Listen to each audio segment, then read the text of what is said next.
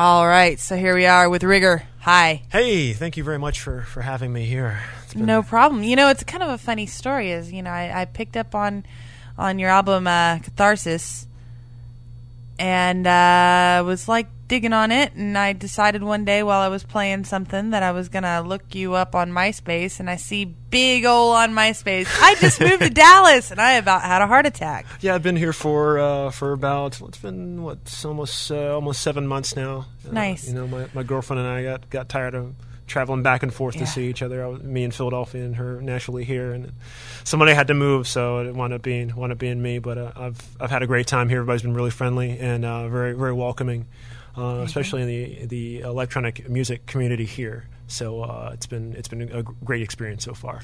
Yeah, it was a little bit of an odd exchange. I don't know if you ever caught him up in the Philly area. I have no idea how big their electronic music scene is there, as far as number of people who actually physically go out. It's a small community still. Okay. I mean, we all kind of know each other. It's kind of become 6 degrees of separation, kind of playing the Kevin Bacon game, if you will. Right. Somebody knows somebody, or eventually work with somebody at some point. About 2 years ago, we lost a great musician to the Philly area. A guy, Jamie, goes by Kilowatts for his music. Kilowatts. That name sounds familiar. I think I've seen him on the flyer here and there. It's some good stuff. You should check him out, even though you're no longer in Philly. Well, I mean, I still keep in close contact with a lot of good people up there. Bonic Supra, who I co-run Mobius Records with, as well as Soundjack, great junglist DJ up there. Also the Reflective Crew, Imrai, Kilobyte, those guys, Kevin Kong, as well as Sunshine, DJ Surjam, the guys out of my old crew out at Tribe 6 as well. I mean, they all kind of keep me.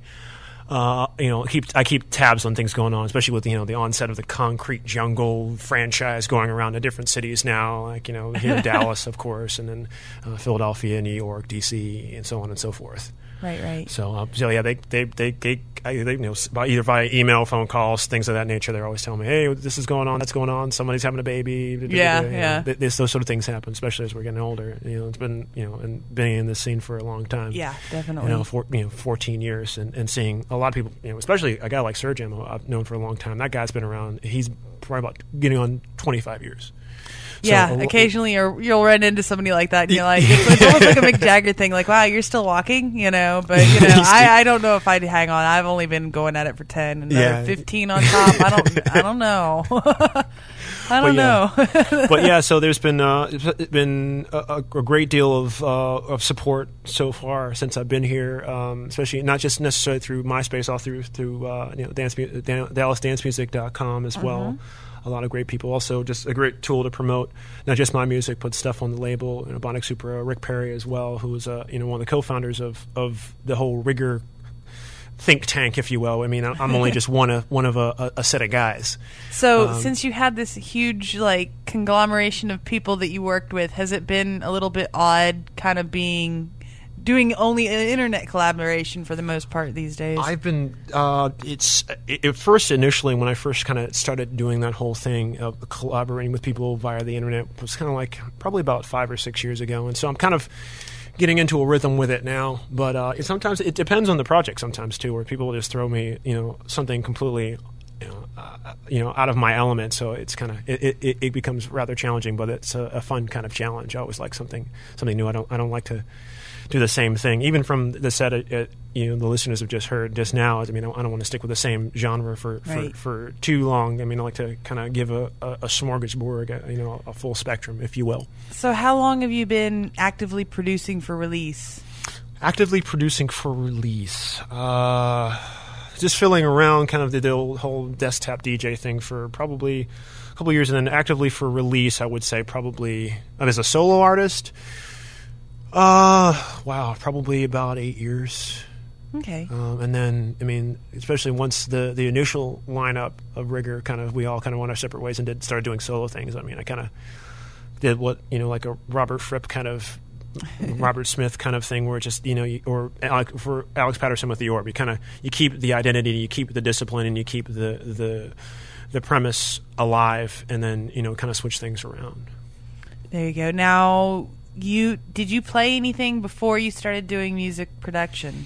I started playing bass in punk bands. Really? Okay. 16, 17 years old, and also, in school got involved with chorus and school band and stuff like that too. So what'd you play in school band? Bass. We had a really. I had my cat set the cabinet up, and they're like bass player. It was a small school. It was all boys boarding school. So it's you use what you got. Yeah, well, I'm the bassist at a women's university, so Oh, that's cool. That's pretty. It's an amusing thing. It's almost like a use what you got kind of thing. Yeah, it's always kind of neat, especially when you go to it's like college basketball games, and you got the guy with the drum kit, and you got the bass player kind of going too. It's like, all right, you guys can kind of go on a jam or something. I did that in high school. We did marching band to Jesus Christ Superstar, and so I got to play the funk bass lines.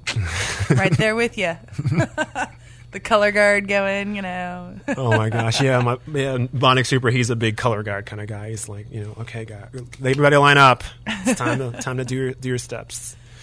It's great until you live across the street from high school football. Oh my field. God, you hear it. It's just especially like between end of September, well, actually beginning of September through till like December, beginning of December. It's just like drums and drums and drums right. and drums and then in the spring you get all the competitions and everything. So oh my gosh. Or no, I guess that's not spring. I guess that is right before, like after football season, before the end of the semester. But yeah, music.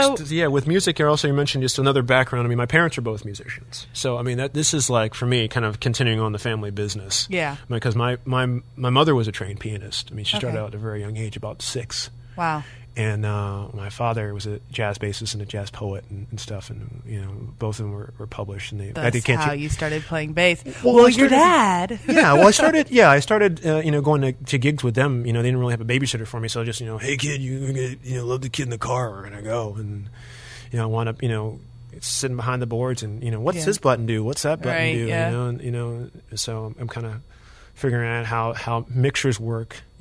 By the time I'm hit junior high, I'm okay. I'm okay with dealing with a mixer and returns and sends and all kinds of stuff with effects processors and all that stuff. So I got into that pretty early. Well, there you go. So you mentioned an eclecticism with your genres, and I've heard you mention on occasion certain bands that you've been inspired by.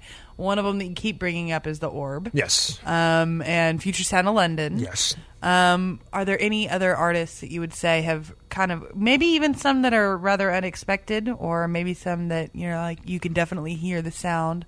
Well, when it comes, Joy Division, I think the old Manchester sound was something that really started me out when I was collecting music and the discipline that went along with their production, especially like guys like Martin Hannett, in the earlier days of Factory, where you're taking something so simple as a snare drum, and then you're trying to make it sound off-worldly or mechanized, if you will. Like something, he had these weird visions in his mind of what he wanted to do, and people have still revered him to this day as some kind of genius. I guess I'm one of those people, so that's another guy I really admire still to this day is the late Martin Hannett. Well, there you go. Yeah. All right. There's a couple tracks I want to get on following your set. One is that Gift Culture that I told you really should check out. Yeah. That guy, he does like a kind of down tempo stuff and a lot of kind of spacey stuff too. Cool. Yeah. And the other is brand new stuff from The Orb. Oh, cool. All right. Thank you so much for coming up. Thanks for having me. It was appreciated. Let's go ahead and get back on with the music.